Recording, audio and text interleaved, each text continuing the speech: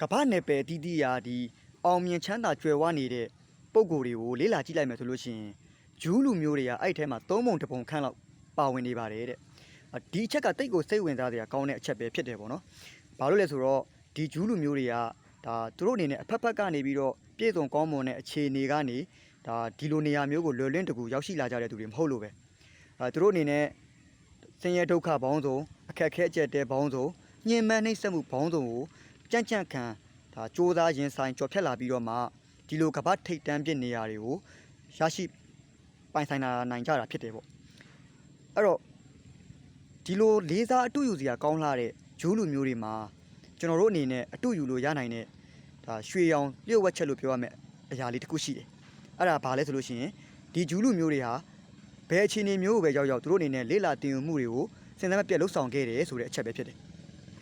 ဘဝကကျွန်တော်တို့မတေချာမေယာမှုတွေနဲ့ပြည့်နေတဲ့အချိန်မှာကျွန်တော်တို့ဘက်ကနေပြီးတော့တေချာရေယာမှုရှိလှုပ်ဆောင်နိုင်တဲ့တစ်ခုတည်းသောအရာကတော့ဒါလေးလာတင်ယူခြင်းပဲဖြစ်ပါတယ်